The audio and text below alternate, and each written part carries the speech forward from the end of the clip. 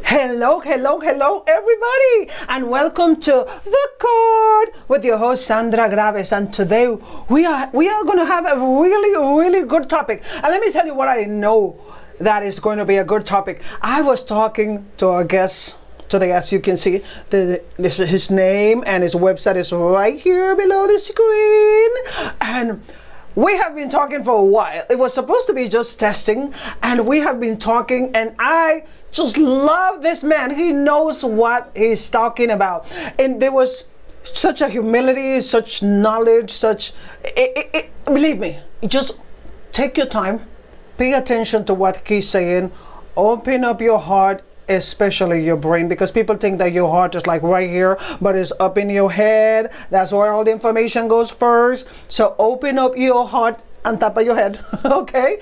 And then listen carefully. Not just listen, but make sure that you take action.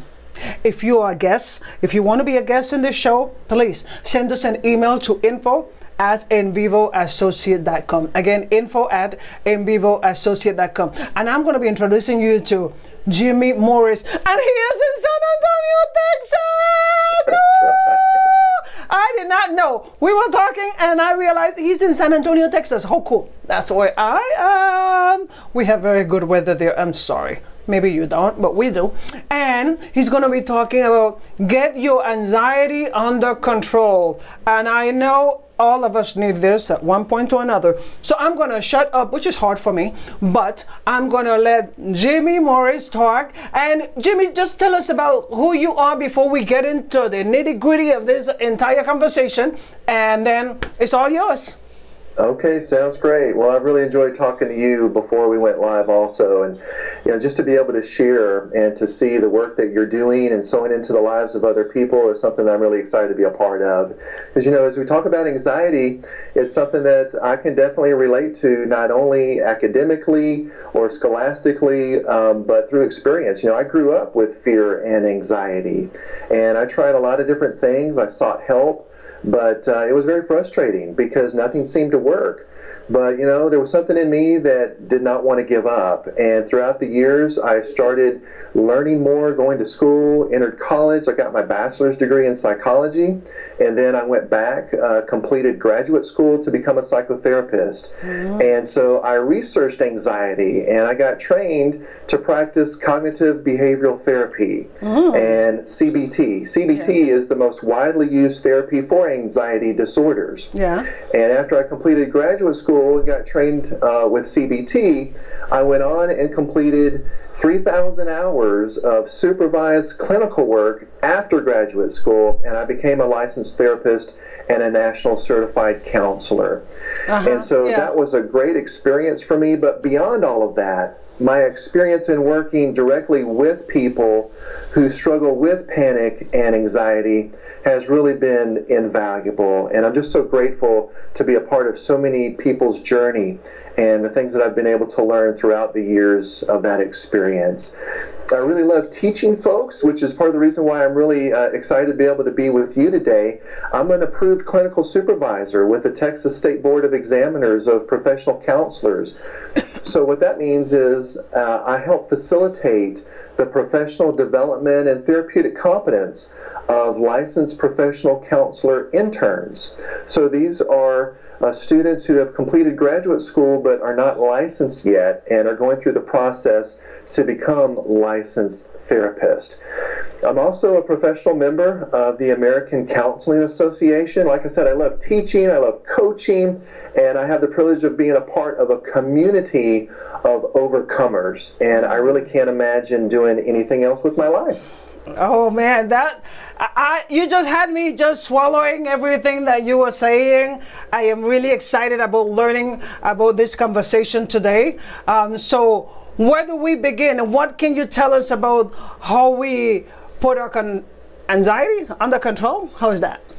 Yeah, absolutely. I think it's important for us first to understand, how big is this problem that we're talking about, anxiety? What's the size of the challenge? So let me give you just some brief background and maybe a few statistics that we can build on as we move forward.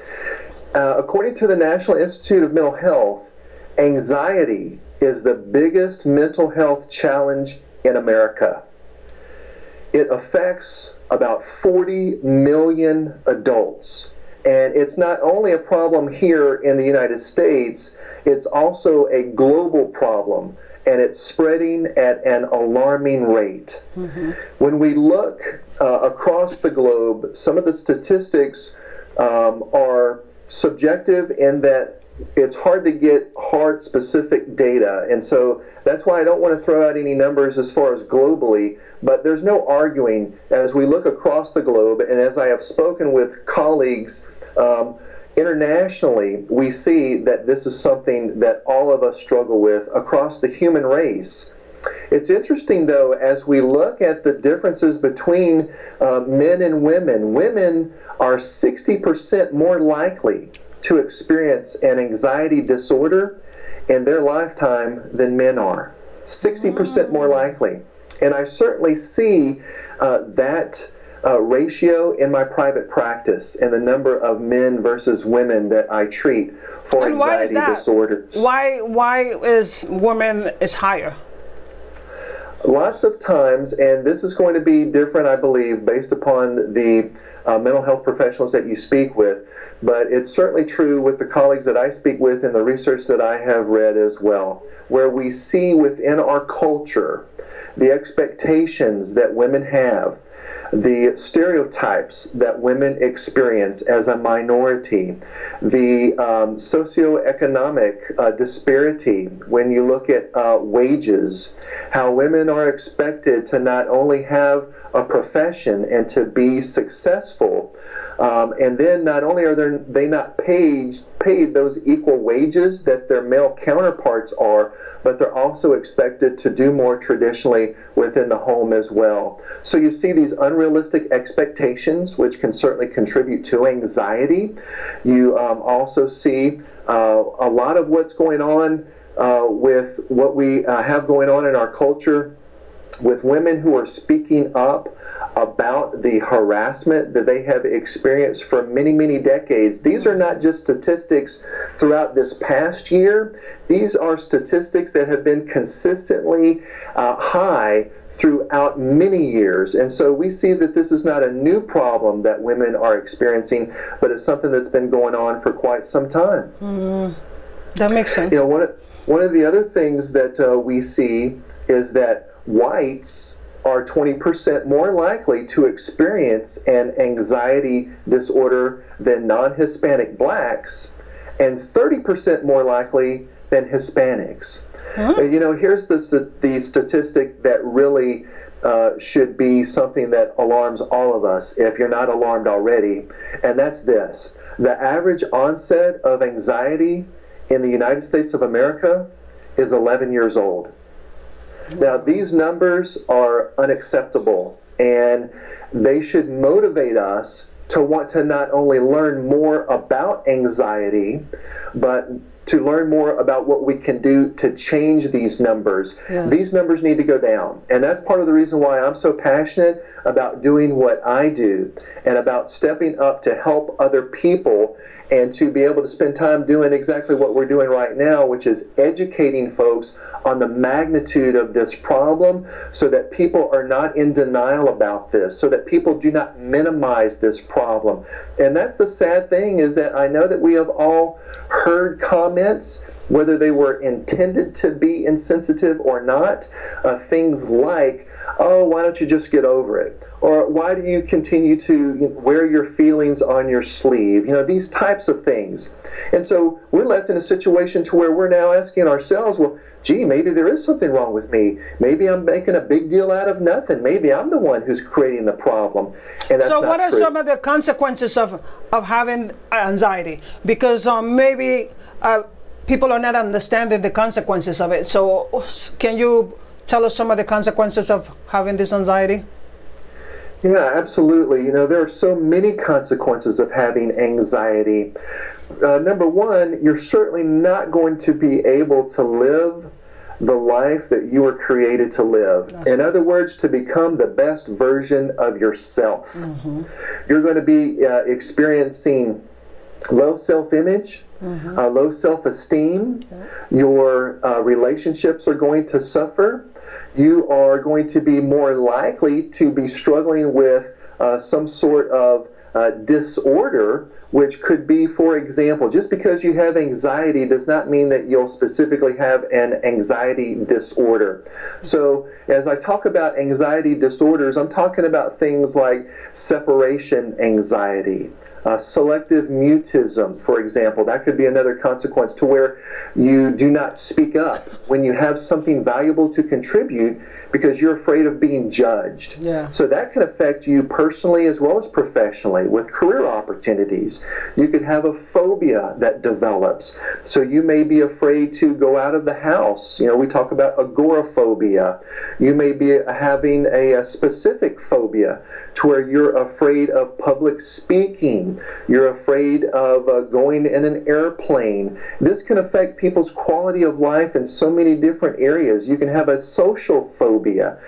You can have social anxiety. You can have generalized anxiety disorder. So it's really hard for us to pinpoint. It's more of a free-floating type of anxiety that you struggle with. And so you struggle with all these different things, and you start to withdraw. You start to isolate. Yeah. And it can cause you to start to erode with your own self-image, your own self-esteem, and again, those relationships, which are so important. And we really are living in a time right now where these things that we're talking about are more important, I believe, than ever before. Because, you know, I mentioned a couple of things that have to do with our social relationships, whether it's with your career or your family, friendships, or something that we hear very little about, which is our relationship with ourself. And to be able to stop and to pause and just reflect on that. And that's why I'm really glad to hear, as you were making your introductory comments, about the importance of not only listening, which is the beginning, obviously, but what difference does it make if all we do is listen? That's right. And we don't actually take what we are hearing and we use it in a way that can help us to be able to better comprehend and then ultimately apply what it is that we need to do to see the differences take place in our life. So if we could talk about that a little bit, I think it would be really good to kind of segue into what we're seeing within our society and this fast-paced society that we all live in. More people than ever are struggling with stress, uncertainty, and the challenges of daily life. You know, I'm not talking about something that may be monumental and getting up in front of a group of, 800 to 1,000 people and giving a speech. Yeah. I'm talking about just being able to function and get through the day-to-day routines or challenges that all of us experience day in and day out. And some of the main reasons for this are tied to the rapid evolution of technology. That's right. I was going to say that, social media. You know, people are becoming more disconnected with social media instead of, they cannot even have a one-on-one conversation naturally anymore in person because it just freaks them out. Yes. So yes. Tell us about this. How can we get that anxiety? Once you explain this about the social media, tell us more about how we can get it under control. Well, there are shifts that need to take place. There are cultural and there are social shifts that are happening. And this creates unique challenges that we have to recognize. And I don't want to sound like I am anti-technology, because I'm certainly not. Just like we're using technology right now for positive. We're using it to sow into the lives of other people so that we can see a harvest that will come later.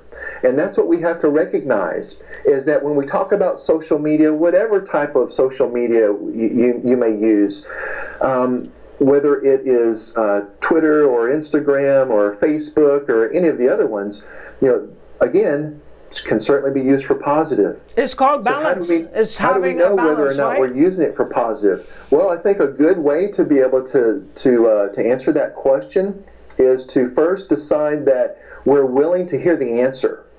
Because the answer is, how long can we go without it? Because when it becomes addictive to the point to where we need that hit of dopamine that is released whenever we go back and we use that world's smallest slot machine, which is our smartphone, and we go and we hit the button to see what we're going to get, and then every so often we get a positive reinforcement. Yes. And there it is. And if you don't get it, I see a lot of people get sad. Oh, nobody sent me a message today. Yeah, nobody loves me. How come I didn't get a like? How come this person unfriended me? How come this person unsubscribed? And we see this going on in so many different areas. Yes. And it's alarming. And that's why I'm so passionate about it, is because it's not just going on with adolescents or young people or teenagers.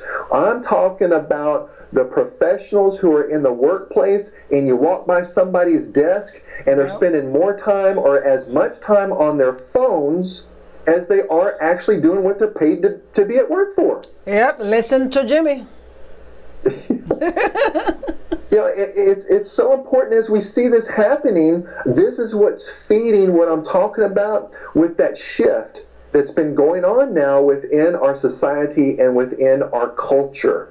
And that's why it's so important for us to get a handle on this, because if we don't, it's going to continue to erode at a pace to where we're not going to be able to recover from it. That's Why do you think so much is going on right now with corporate America struggling to try and not be in a situation to where they're filing bankruptcy? How many companies have you seen file for bankruptcy just within the last decade than you have in the previous 20 or 30 years? It's alarming. And part of the reason that we are seeing people continue to struggle is because they're trying to figure out ways to leverage technology in the right way. Yes. And that's extremely challenging. But technology is not the only area. We see this happening in other fields as well within our culture. So what are we going to do economically? Jimmie, what we're going to do is that we are going to take a break, and when we come back, you can fill us up more with what else we can do to put this under control. Okay, sounds great. Thank you.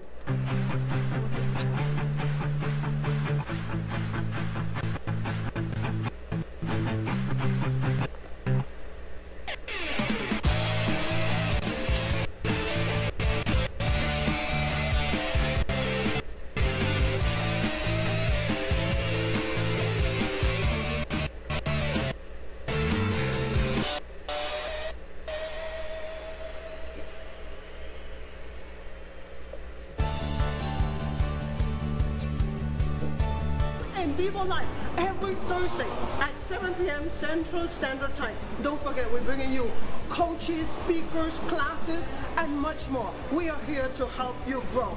Don't forget, we are here every Thursday at 7 p.m. Central Standard Time.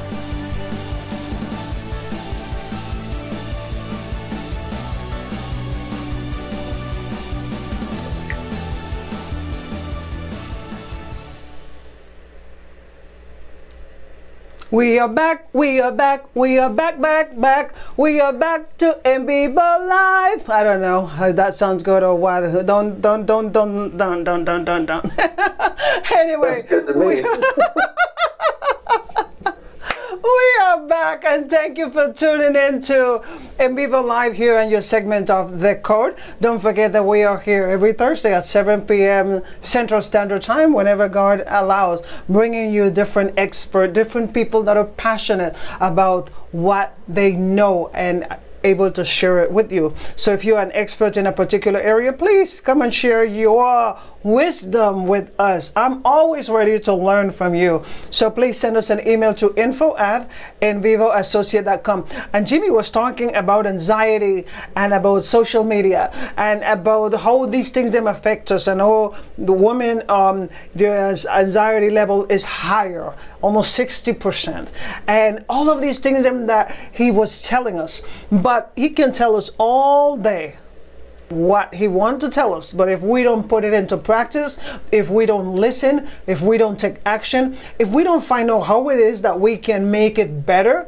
it's going to just get worse. So let's listen up to see what does he have to say, what recommendations he have for us, and then, you know, what each person can make an impact. So wherever you are, you don't have to be a millionaire. You just have to be able to listen, take a small step and work it in your own life, and then people are going to learn from you. So Jimmie, is all yours. Well, thanks. You know, I was talking about how our shift that we're seeing within our culture and within our society is not only with regards to technology. I mean, we also live in a time of economic instability, of course, domestic and international terrorism, and these are just a few of the current issues that affect the world that we all live in. And this has contributed to a significant increase in the number of people who struggle with anxiety and related conditions. And, you know, when we think about the term anxiety, there are some common things that come to mind. And we usually describe somebody who worries excessively or someone who has a nervous habit or routine. You know, anxiety can manifest in a lot of different ways. And if you're anything like me, or if your life is anything like mine, you know what it's like to deal with frustration, disappointment, stress. I mean, it's normal to feel anxious from time to time. But when it becomes difficult to control the worry or the fear, it can become a real problem. And oftentimes we see this in the form of stress. And when that fight or flight response kicks in, we experience a rush of adrenaline and cortisol. And this is what we call a state of hyperarousal. Because, you know, cortisol increases glucose in your bloodstream. And this helps our bodies to make energy. And that's important. We need that. But, you know, cortisol also holds back functions that are not needed in a fight or flight situation. So, for example, it suppresses the digestive system since it's not needed to save you if you're in immediate danger. So why does that matter? Well, what about when your life is not in any real danger? I mean, you and I have never faced a saber-toothed tiger, but we do face angry people, traffic, relational difficulties, stress at work, and all of these things can test our ability to cope. That's right. And our fight or flight response to modern day stress is often harmful to our health. And that's why this is so important. You know, you have to develop self-awareness, and you've got to pay close attention to you. Yes. Man, this is how you're going to be able to recognize your own stress patterns, and it really helps with controlling anxiety. So let me share some strategies to get your anxiety under control. The first one is focus more on self-understanding and less on self-promotion. And what I'm talking about is the ego. It's something that is difficult for any of us at times, right? It's usually easy for us to make suggestions about how somebody else can improve, but why do we have such a problem, such a struggle when it comes to our own growth? That's right. I mean, it takes real strength to look within, to do that introspection. We've got to make an extra effort to learn more about ourselves instead of always focusing on somebody else and what they need to do to get better. You know, it's infinitely more challenging, but here's the thing. It's also infinitely more rewarding when you know yourself better. Because this allows you to evolve into a better version of who you are. And then you'll experience less stress, less fear, less anxiety as your self-awareness grows. So that's really important. But you know what else we need to do? We need to respond intentionally instead of habitually. Now, I mentioned stress patterns a moment ago, and that's really what I'm talking about. These habits that we develop, and we don't even realize that we're doing it. And you know, there's really nothing wrong with a habit as long as it's constructive, as long as it's healthy. You know, when I coach somebody, I'll ask them, do you know which of your habits are helpful? How about harmful? And so many times that is where we'll start, because we'll explore this together, because it's impossible to change unhealthy patterns of living when you don't even know what they are. You don't even know that they exist. Yes. So intentional living is more than just a technique. It's a lifestyle. And that's why it's so important to continually practice this on a day-to-day basis. It's not a technique, it's a lifestyle. One of the other things that's so important for us to do in dealing with anxiety is don't over-rely on just a couple of skills to overcome your problems. And sometimes that's what we do, right? We'll come up with something that works for us, and we'll get good at it, and then we'll just stick with that and that alone. And that is a mistake. It is so important to learn as many skills as possible to get your anxiety under control. That's right. You know, if you only have one or two techniques to overcome adversity, you will likely find it difficult to adapt to those inevitable changes that life is going to bring your way. You're going to experience something that you have not experienced before, and you're not going to be prepared because you're only going to have one way to deal with it. So that's why you got to recognize that each trial that you experience presents a unique set of challenges that you can learn from, that you can grow as a result of. Develop as many skills as possible to fortify your efforts, and you'll be more effective as each skill reinforces the others. So you'll gain momentum and you'll get stronger as you do this. This is a great strategy that I like to help folks to cultivate. You know, one of the other things that I try and challenge people to do, you know, earlier we were talking a little bit about symptoms. And symptoms matter. They're important to recognize those symptoms that we experience, right? Whether it's your knees start to knock, or your stomach gets upset. Maybe you have heart palpitations to where your heart's just thumping and you can feel it beating against your chest. Maybe you start to perspire. Maybe you start to have headaches, or you have cloudy thinking. You just can't make a decision. All of these are symptoms. But you also need to be able to recognize that relieving the symptoms of anxiety is not enough. You've got to develop the ability to get rid of the faulty thinking patterns that led up to the symptoms.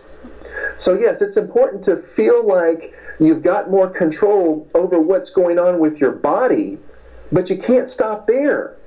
Symptoms can reduce for a short while, but then what happens? They'll return unless you replace your mistaken beliefs.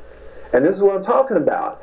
This may require some coaching. It might require some counseling. And that's important to understand, because we need to set realistic expectations of ourselves. So don't feel like, well, you know, I read that self-help book, or, you know, I listened to that podcast, or I watched that video, and, you know, I'm still struggling. Well, yeah, because you need to continue to cultivate more and more skill sets so that you can be less vulnerable to what it is that you're up against. So don't be discouraged. Keep on keeping on, and recognize that there are many programs like this that are out there that are more than willing to help you. Continue to reach out, and you'll see that difference take place in your life. That was really, really awesome. And with that said, I want to remind you guys that the website is right there at the bottom of the screen. And because this program is very short, I am glad that Jimmie was able to share all that information with us. But like you said, if you feel that you need additional help, because a lot of times when we are full with anxiety, we don't want to trust the people around us because they're going to be judgmental, and we want that other person that don't know us and don't know our family to be able to tell us our personal things. You know, you can contact Jimmie Morris. His website is right there. And Jimmie, is there any other way that you want them to get in touch with you, or the website is enough? Well, you know, for those who are interested in learning more, I'd love to share my free video course that's entitled Essential Wisdom to Overcome Your Anxiety. It is a free course that includes 10 video lessons, and there's also an audio file with a guided meditation exercise with affirmations. And the course includes strategies that will help you to learn proven techniques to control and even reverse the trend of what anxiety has done in your life. So just visit overcomeyouranxiety.com and you can get these resources for free. And everybody loves free stuff. So if you want more information, you can get free stuff. Visit him at the website that he said, and also at the website in the bottom here at the screen, jimmymorris.com. Again, thank you, Jimmie, for sharing all that information with us, but not only sharing it, but doing it with passion, with knowledge, with really, you show a lot that you care about what it is that you're talking about. So I really appreciate that, and I hope that this is not the last time, because I know I actually try to get you at the beginning of the conversation to say, yes, we're going to do this again. But yes, I really want to do this again. So thank you again. That sounds great. I'd love to. I really appreciate you having me on. Thank you.